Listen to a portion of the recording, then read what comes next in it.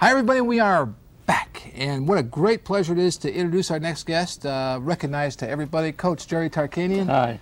Great to have you here, Coach. And I just want to say right off the bat that I know it's a busy day, it's hot out there, and for you to take 2 hours of your time to come in here for a 2-hour interview, I want you to know I really appreciate it. I thought it was 3 hours. No, it's great to have you here. There's so many things I want to talk to you about. First of all, a lot of people know. Some people don't know, but you got your start actually here at Fresno. You went to Fresno State as a player and got your start as a coach here, right? Right. I went to Fresno State and I coached my first 2 years of coaching at San Joaquin Memorial. Great. And then where'd you you went to Long Beach after that, right? Then I went to Antelope Valley High School, then Redlands High School, then Riverside City College, then Pasadena City College, and then Long Beach. Oh, okay. Well, then for Ty Ferdinandez, who is watching this, I'm sure, who's coaching at San Joaquin Memorial right now, you got to go a little more to get to Long Beach before. Right. But it's a good path to go down.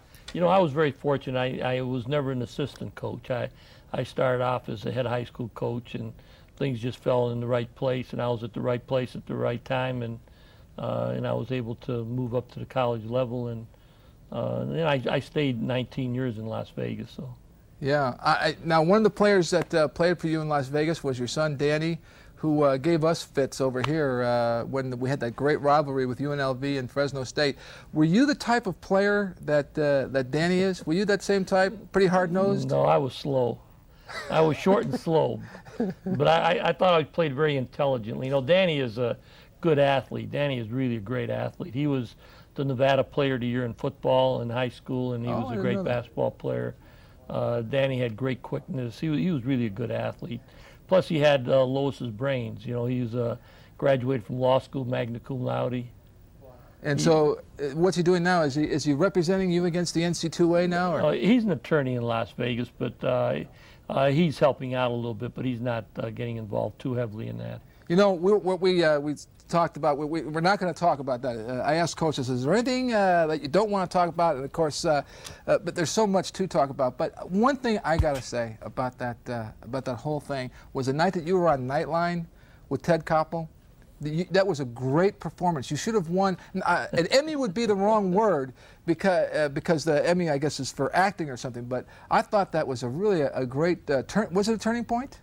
Well, you know what was ridiculous is he kept calling me. They called me and wanted me to be on the show, and I agreed to be on the show. It was right when we were in the Final Four in Indianapolis, and it was a busy time for me, but they called 3 or 4 times, and I agreed to go on the show, and then he started asking questions. He wouldn't let me answer them. Yeah. He'd ask the questions, then he'd want to answer it. So I got upset, and I just told him, I said, hey, you invited me on this show, at least let me talk. Yeah, I don't know how many out there saw that, but I thought it was one of the most fascinating sports interviews I ever saw because it was almost like he was interrogating you.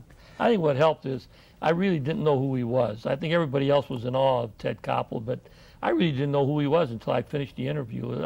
Or right before I got on the interview, everybody kept telling me how tough he was and all that stuff, but I didn't, you know, it didn't make any difference to me. I mean, it was just something that I thought that I was doing them a favor by being on the show, and then for him to try to, you know, not let me talk was ridiculous. But the great part about it was that everybody could see plainly that, like, as much as he hounded you and tried to corner you, every answer you came out with was what, you know, just, hey, the truth is that this is what it is, and this is what happens, and how many times I got to tell you. By the way, it seems like you did okay because that ring is. Can we get a close-up of this ring? This is which year is this? That's a national championship ring. National. But this is the best one. This is the year we didn't win it. That was the year after when we had our best team ever.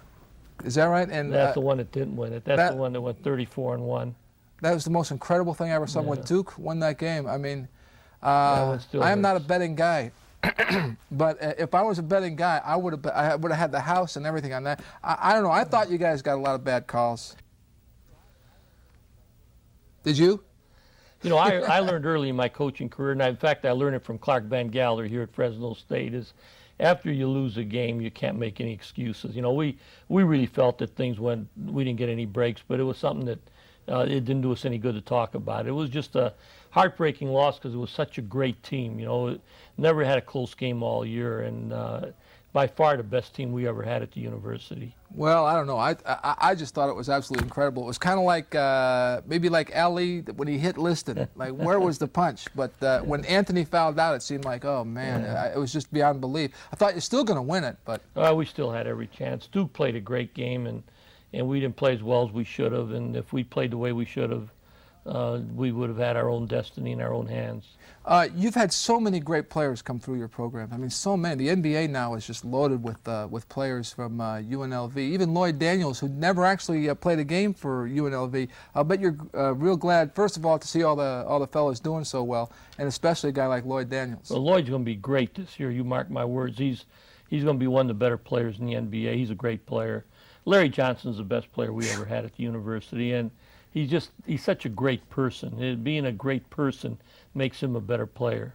Yeah, I miss him at Selland Arena, coming in doing his, like, he would take over the press conference and just have everybody in stitches. Yeah, he's wonderful, really.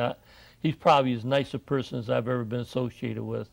A lot of great players came through there. Then you turn around and then you go to the NBA. But you didn't. What was your experience with the Spurs? I just don't think it was meant to be, because from the time I went there, and I was going to another NBA team. I had already agreed to go somewhere else, and when San Antonio opened up and they contacted me, I got real excited because I liked their team so much. But by the time I got down there, we lost Terry Cummings to a knee injury. We lost Willie Anderson to 2 stress fractures, and the thing that crippled the team was we let Rod Strickland go, who was our point guard, and who I thought next to David Robinson was the key to our team. And when they let him go, they said they were going to get one better than him. They said we would get another point guard, and we never did get a point guard. And it was just like, losing Cummings and Willie Anderson hurt, but losing Rod Strickland just was too much. Was he hard to coach? Was he a hard guy to coach? Well, that's what they said, and that's why they wanted to get rid of him. But I always had a lot of success. He was a New York City kid, and